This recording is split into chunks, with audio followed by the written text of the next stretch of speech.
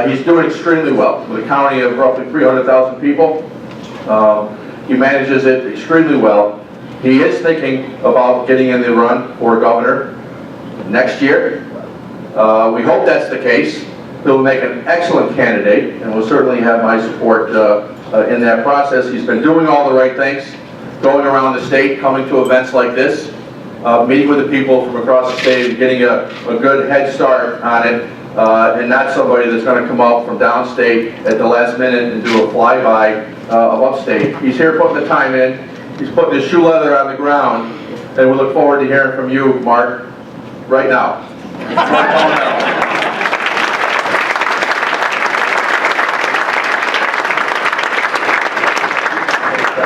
Right now. Get it, speak now. Thank you very much, Tom. I appreciate that. In fact, Tom announced what my new slogan is going to be. It's going to be, vote for me, I can still make babies.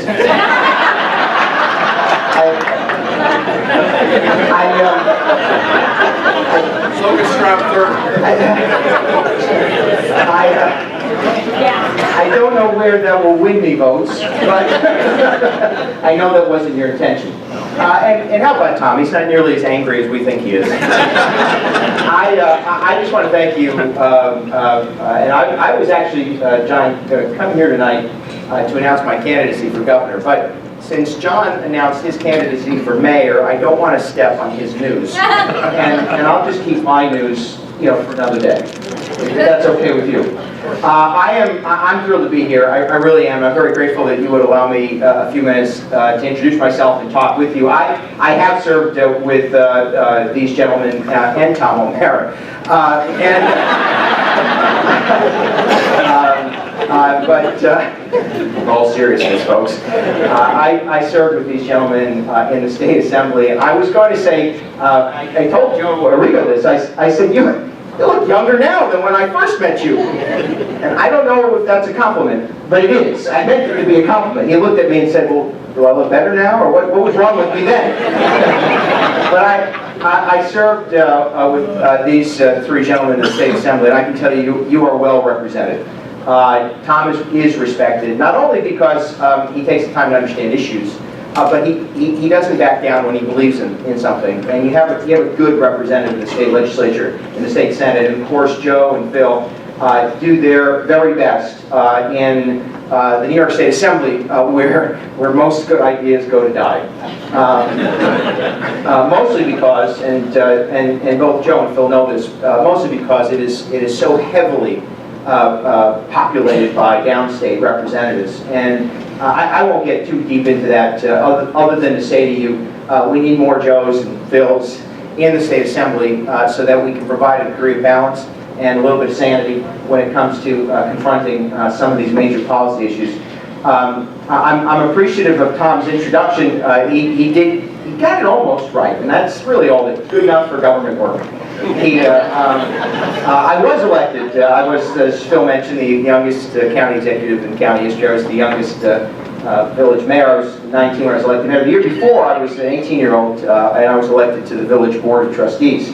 Like most small towns, it's a little bit different than here. When the mayor decided to retire, he'd served for 20 years the village mayor, and he asked the village board members, any of you interested in running for mayor? I was 18 years old. So of course I ran home and asked my mom if it'd be okay to run for mayor.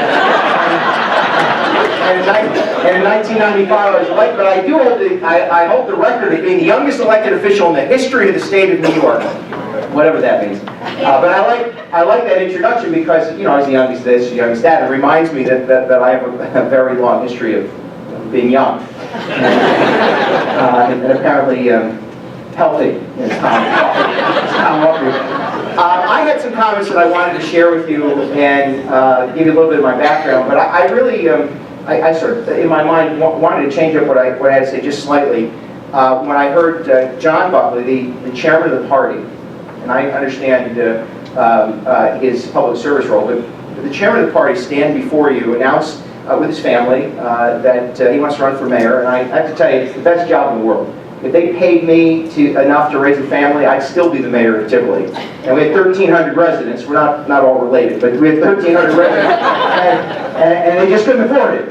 But as the chairman of the party in front of Republicans, and apparently one Democrat, He could have said, I'm running because I want to stand up for your values. I want to rally the Republican Party. I'm committed to what goes on in this room, and I want to be elected. But he didn't do that. What he said was, I want to run for mayor because I believe in public service. And I believe in making a difference for people regardless of their party affiliation. Now, that doesn't necessarily take a lot of bravery, but I would offer you that that's what's missing in Albany. This concept that if we're going to make the state better than it is today, if we're going to make it more affordable than it is today, if we're going to confront long-standing issues that have plagued New York, made New York the least business-friendly in the country, made New York the most tax-burdened state in the country, if we're going to confront those issues of corruption in a state government that too often embarrasses New York rather than holds it up and is an example of goodness, if we want our government to be more effective and efficient in the delivery of service, if you want to have a voice in government, you need more of what John had to say today than those who rally, I say respectfully, around a party flag.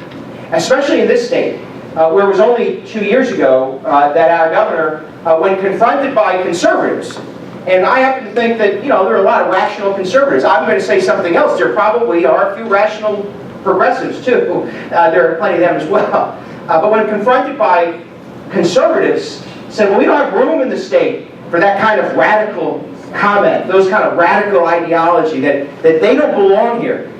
That's what he said. Now, I don't want this, in my presentation tonight, my comments to you would be about tearing somebody else down. But when you have the Republican chairman stand up in front of Republicans and say, I want to be mayor because I actually like public service, that should be the message that people like our governor and other state elected officials hear, and that they put it into practice. There is room in this state for everyone. There is room in this state and in its decision-making for everyone of every ideology, of all party backgrounds, of all lengths of residency, no matter your age, no matter where you come from. That means, by the way, people like us have to be willing to listen to the other side. I mean, that's why, by the way, I was watching, I'm going to tell you, I turn on MSNBC in the morning for an hour. I watch Joe Scarborough. Sorry, I apologize, but he's funny. And I was thrilled to see Congressman Reed on television being heralded by MSNBC as one of those people who's willing to stand up in front of the crowds, in front of their residents. And he doesn't say they're paid or organized to be there. Who cares?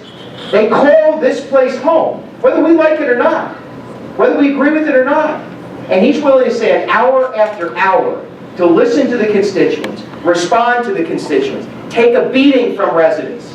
That's something that we should be proud of. And it's something as Republicans we ought to be encouraging and really expecting from our elected officials. How many times has the governor had a town hall meeting? Well, you have to bring your ID, I think, to get in. You have to RSVP to get in. You have to participate in orchestrated performance to get in. How many times have you seen statewide officials get off of their high horse in Albany, where they think all problems can be solved, and come actually out in the streets of our communities and say to residents, we know it's tough. We know it's hard. How can we solve these problems together? How many of them would stand in front of their party annual dinner and say, I'm running because I believe in public service? Because how many of them as Democrats would say, as a Democrat, this state has enough room for conservatives, and that if we want to solve problems, we've got to bring people together to do that? How many of them have done that? I haven't heard it. And too often we elect statewide office holders who don't understand the way the economy works, who don't understand the way government is supposed to function, who don't understand that there are people every day struggling to keep a business open, yet will continue to donate to the Little League, or give to their church, or help a kid who just wants to get ahead. They don't understand that there are businesses who today will close their doors if only they could, but they're staying open because they have employees who are relying on them, or they're the last cafe or the last diner on Main Street and they don't want to give up. They don't get that. They talk about the fact that the state of New York is better today than it was. Well, that's good. It is true. We are better off today than we were 8 years ago, but that isn't good enough. It's not good enough because we still lead the state in outward migration. We lose more of our residents to other states in this country than any other state in America. And yet, somehow, people want to ignore that. We still have the highest taxation in the country.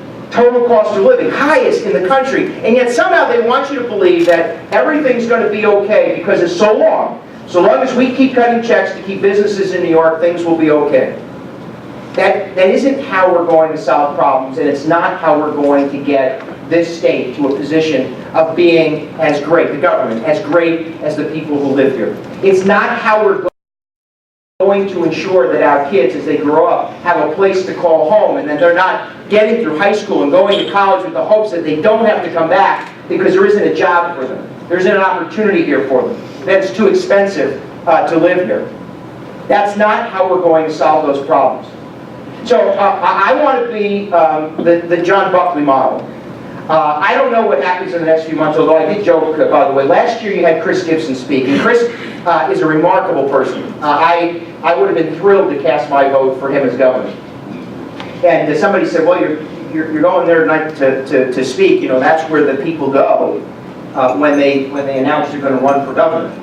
And I joked with Phil as we were driving over. I said, no, it's actually where they go when they want to announce they're going to run for governor, only to announce they're not going to run for governor a few weeks later.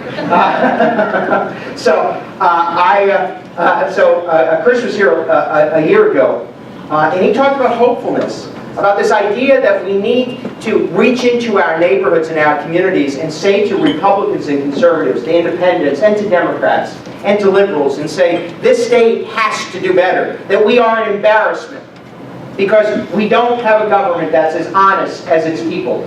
We don't have a government that's willing to challenge itself to be more accountable to its people. And that we don't have a government that's willing to confront the challenges that face average New Yorkers. We don't have that state government. So I don't know what happens over the next 6 or so odd months, but I can tell you I am thinking about running for statewide office. And if I live every day by a piece of advice my granddad gave me. He said, do your job well, and they'll consider you for a promotion. Well, based on what I've heard, you all are being fairly honest in considering me for a promotion. But what I do want, regardless of what happens to me personally, or whether or not I decide to run for some higher office, run for governor, or whatever it is, what I want is a state where my kids can grow up and be safe, where my kids have opportunities to get a job and a good education, where my kids can live as they get older and raise their families, where they're not chased out of the state because of cost. That's what I want. And what I would say to you is that you hear lots of people like me come before you and say exactly that. But I will tell you that I'm not willing to give up on the state. I've spent, this is the most politically incorrect thing that anybody like me can say, but I say it anyway because it's who I am. I've spent every day of my adult life making government serve the people. I've had work in the private sector, but every day of my adult life I have been in elected office. And I will not apologize for it because of what John Buckley said. Because I believe in public service. I believe that if Republicans are going to be successful in this state, we ought not be shy about it. We shouldn't be embarrassed about our service. We ought to be telling people about these dinners and the main streets all across New York where we're out there hiring people, keeping them employed, where we're donating and volunteering, where we're making a difference in our community. We ought to be telling the rest of the state that this is how we get off of our knees again, by making it more affordable, by encouraging people to succeed, by encouraging individuals to grow up in a place where they can make a difference. And I think Republicans have to talk to everyone of every background. So it's going to take a lot to win in 2018, but I think it's possible. I think it's possible because we have a better message, and it's because I believe that we believe in people and the ability of every individual to succeed if they have a little extra freedom and a little bit of support from their community and their government, a family that loves them and a community that supports them. So I want more John Buckleys in the world. And I'm sorry to embarrass you in any way, but that's the message that we have to be sending across the state. I spent every day of my adult life in public office, and I'll close in just a moment. I'm kind of like a Baptist preacher. I'll say I close 3 times and then I close. That's number 1. I close. I have, because I started in local government, I understand and got to really appreciate how personal the decisions we make are. And that government is supposed to listen and respond to the people. Local government in particular is probably the most effective in providing service. And because it's closest to the people, it's the most responsive. You may have heard the governor has a great idea to consolidate government to drive down cost. And he's going to ask people like me, the county executives, to convene mayors and supervisors and help you get rid of your local government. Because, if we do that, property taxes will go down.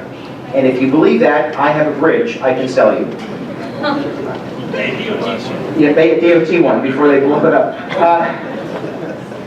The reason that our taxes are so high is not because local governments are the problem. Local governments are the partners. Now, can we do more to share service and consolidate? Absolutely. The reason property taxes are so high is because the state of New York forces so much of its massive spending down onto local property taxpayers.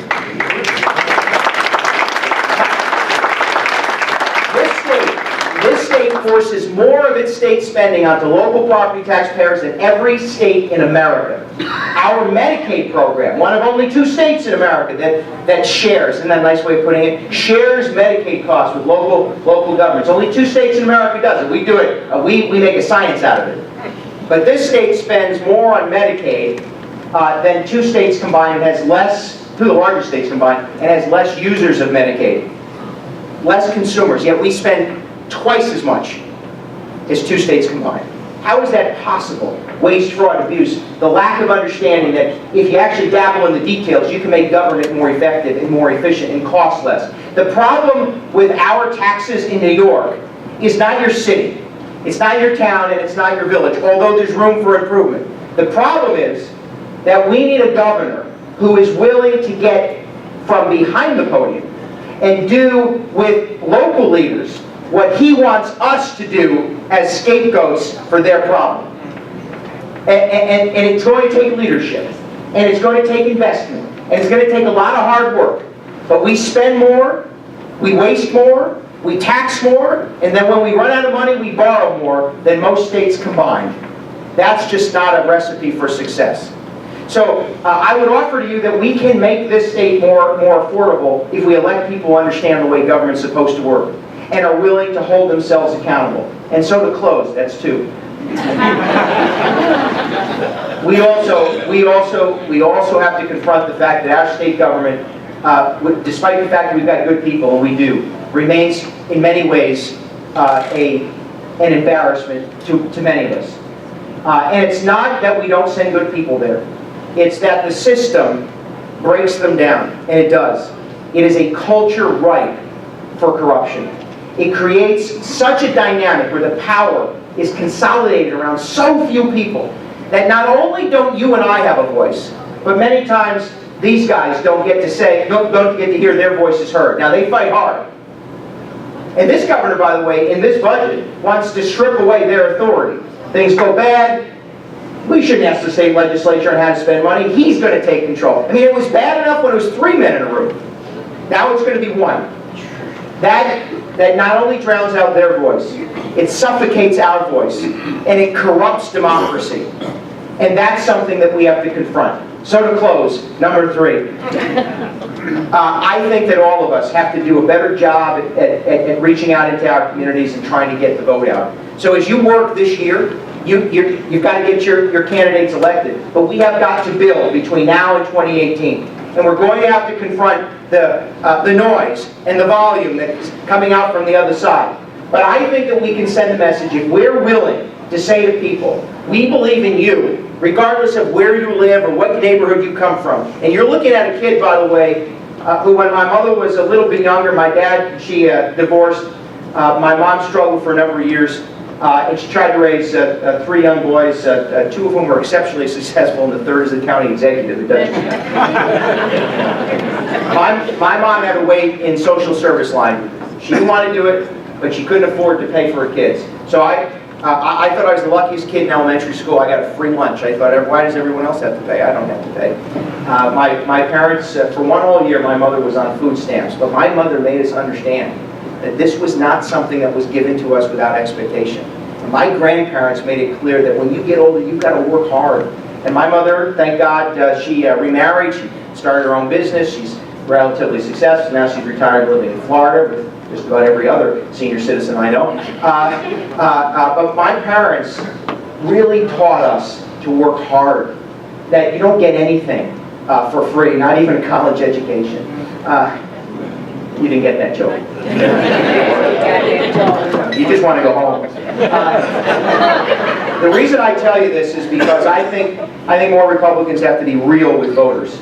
Because we have this persona that people don't necessarily understand. We have the better message. We believe in families. We believe in individuals. We want every neighborhood to be safe. And we want every child to have a good education and quality education. We want everyone who struggles to get a job. We want every business to grow and prosper. And we want government to be there when we need it, but not be in our way. Not be this grand, by the way, wizard that says, we've created all of these problems, and now thank us when we get them out of your way.